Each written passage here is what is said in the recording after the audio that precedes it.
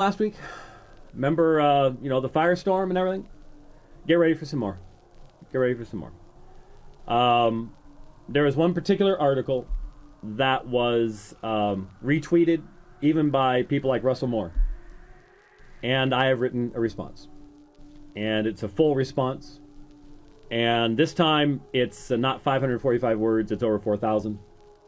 And I'm having it read by a number of people of differing levels of melanin count, as if that's relevant, but a number of people.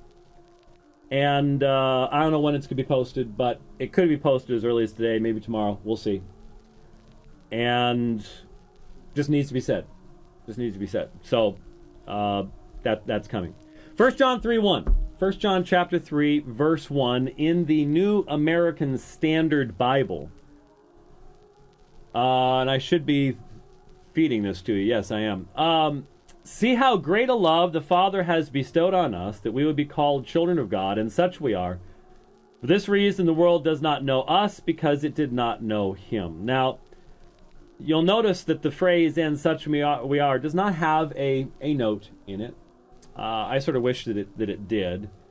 I didn't take the time to look at other English translations to see if any noted. I know the New King James would, because it's not in the New King James.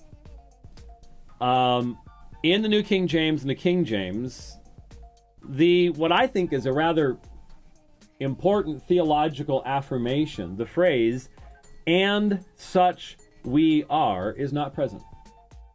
It's not present in the King James Version. It's not present in the New King James Version, because it is not present in the Textus Receptus. And obviously, again, I need to explain that the Textus Receptus, that is, I guess I have more than one here now, don't I? Oh yeah, I do. I wonder why I have two. Should put that other one back in the other office. But this is the standard TR published by the Trinitarian Bible Society, simply called the New Testament. The Greek text underlying the English authorized version of 1611. That's what it says. That's a little bit misleading, because there was no printed Greek text exactly like this that existed between 1604 and 1611. None. This is not the first edition of Erasmus, or the third, or the fifth. It's not Stephanus 1550. I should have gotten that out. Didn't really have time to, but it's not the 1598 Beza. This is a unique text with unique readings. And as I've explained many times before, this is a Greek text based upon an English translation. That does not mean that someone went to the King James New Testament and back translated it into Greek. No. As is well known, what Scrivener did is he went to those printed editions and he looked at what the King James translators chose amongst the variants in the 7 printed editions they had, the 5 of Erasmus, Stephanus, and Beza, and created this text based upon the textual choices of the different King James translation committees. Now, there are a number of different committees, and there wasn't just, the King James translators as a whole.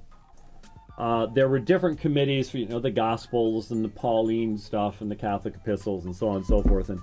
And so there actually wouldn't be even a consistency in selection of variants that would represent the entire committee, because it was broken down to subcommittees. But that's what this is.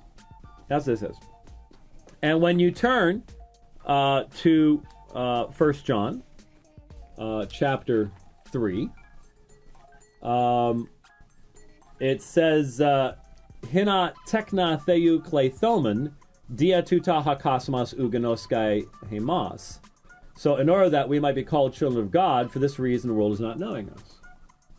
Now on the screen, you see hina tekna theo kleithomen, kai esmen dia tuta hakasmas uganoskai himas. And there are two Greek words that are not in here that are in there. And they are kai esmen, which is and we are. And we are. Now, when you look at the textual data, let me blow this up just a little bit.